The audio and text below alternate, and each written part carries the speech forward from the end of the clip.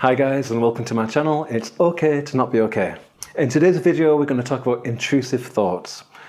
Intrusive thoughts feature a lot in OCD, Obsessive Compulsive Disorder. So if you suffer with that, then this might be really helpful. And even if you don't, it's really helpful to learn that intrusive thoughts are normal. We all get them. So I hope you find today's video helpful, and yeah, here we go.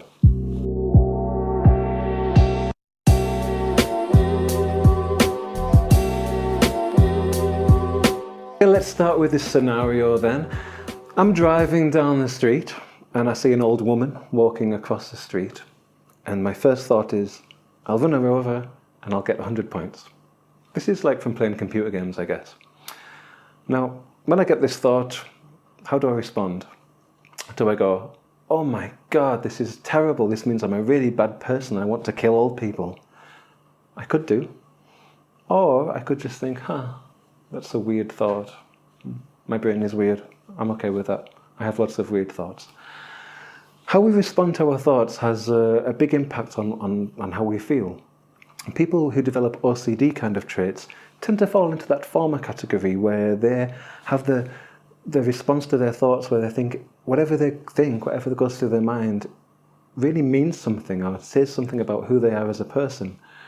Whereas people who don't have OCD tend to be able to dismiss kind of thoughts like that, intrusive thoughts. Okay, so just a word about thoughts. We can't help what comes into here, okay? We can't. If you think about someone who writes horror novels for a living, they write some really sick stuff, right? And we like, oh, they're really good, like Stephen King or something like that. We think, oh, he's really good at writing horror novels, but he gets some really horrible thoughts into his mind. Does that mean he's a really horrible, evil person? Of course it doesn't. Of course it doesn't. It means he's creative. Yet somehow we can have the belief that if we get horrible thoughts ourselves or intrusive thoughts that don't reflect our ethics or who we are as a person, then this means we're bad and we shouldn't be having these kind of thoughts. So we try and push them away. We try and push these thoughts away. Like, I mustn't think about running old people over. It's terrible. I'm a bad person for doing it. It's sinful. And the more we push them away, well, let's find out.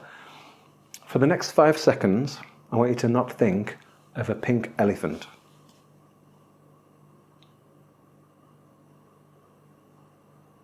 How did you get on? Okay, I bet that all you could think about was a pink elephant, because the more we try and push these thoughts away, often they're still just in our attention. There's still no attention. Pushing a thought away, suppressing it, trying to suppress it, brings it back with a vengeance.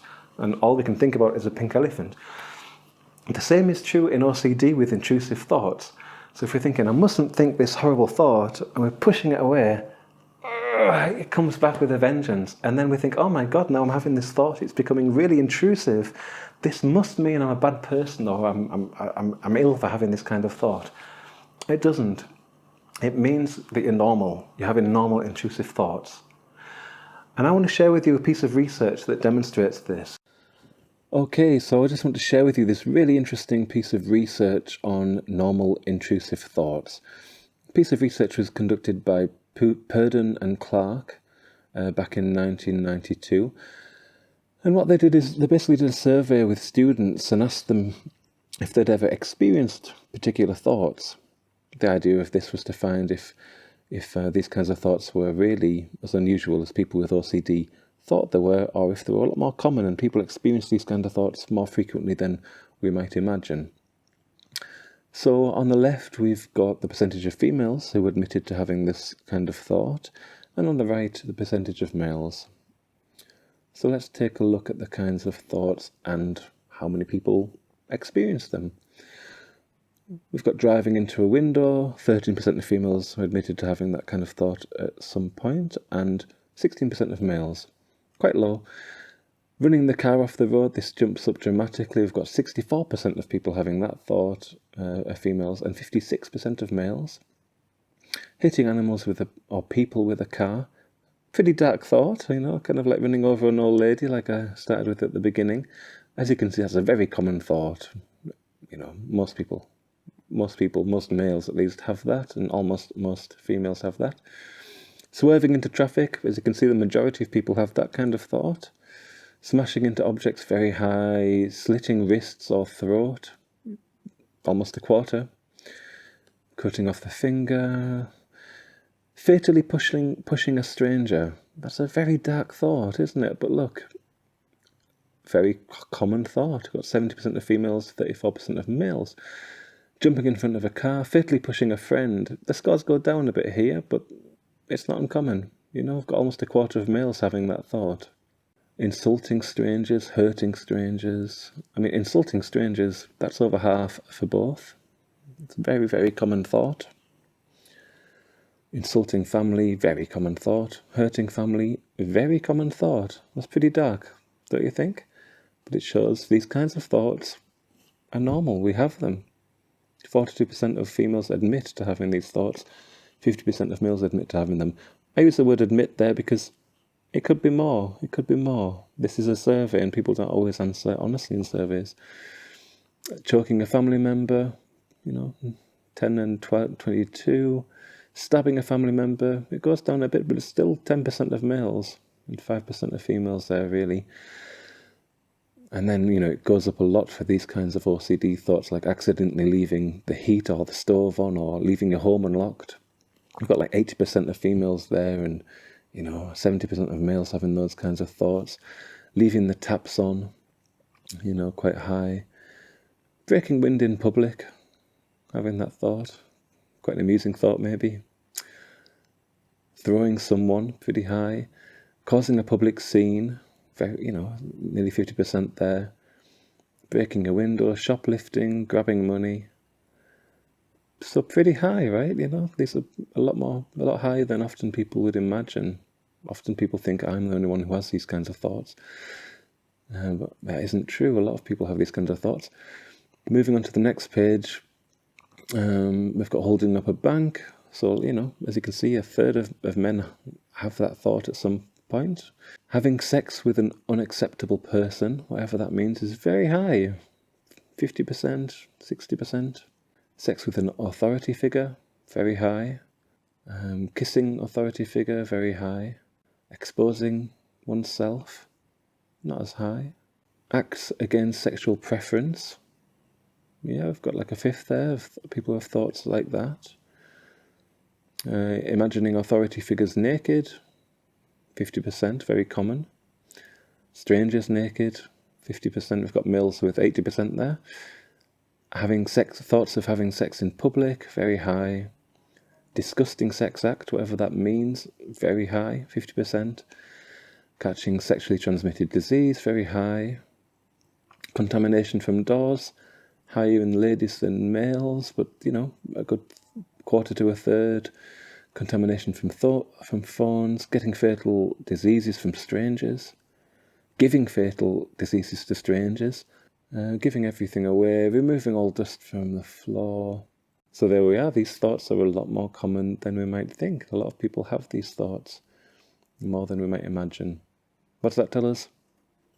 Normal, intrusive thoughts. Everyone gets them. Okay, so hopefully that's been helpful in helping you to identify that people have intrusive thoughts that don't reflect them as people. We have them, right? And this is from a piece of research where people probably didn't admit to everything as much as they could have done, right? I wouldn't admit to all the thoughts I have. Some of them are, just as crazy as yours, just as evil as yours, just as embarrassing as yours. They're thoughts. We can't help what comes in and what goes out. What we can do is we can change how we respond to them. A thought is just a thought. It's just a thought. If I wake up in the morning and think I'm a giraffe, is it true? It's just a thought. It's just my brain doing what it does, inventing and imagining and, having thoughts. Just doing what it does. We don't have to, we can be okay with that. Let me talk you through an example with a client I might have had, just a kind of typical client, someone who suffers with OCD. So one day they were chopping an onion and they had this thought of stabbing their husband in the face with this knife. And they went, oh my God, what am I having this thought for? Oh my God, this is terrible. This means I want to kill my husband. I'm having the thought I want to stab him in the face. This must mean I'm a terrible person. And I must not think about this. So they tried the thought suppression, and as we know, it came back with a vengeance.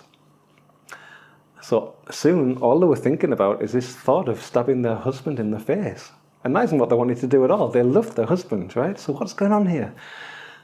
They started to think, I must be a bad person, maybe I'm dangerous, maybe I shouldn't be around knives anymore. So before you know it, they started to put the knives in the drawer and not chop things anymore and keep out the kitchen, and they start to avoid it. This does not help. This makes that belief that they shouldn't be having this thought even stronger. So what do we need to do? What would you do in this situation if you had a client like this? Avoid knives? It's not really going to help. Try not to think about it? That's definitely not going to help. What we want to do is say, well, why don't you just hold a knife in your hand, have your husband next to you, and see what you do. See what you do.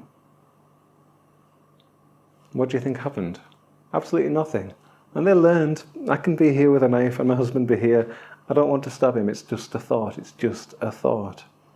And these thoughts, if we try to suppress them and we let them control our behaviour, before I know it, they become an obsession. And that's what OCD is about. We have a thought. It's just a thought like everyone else has.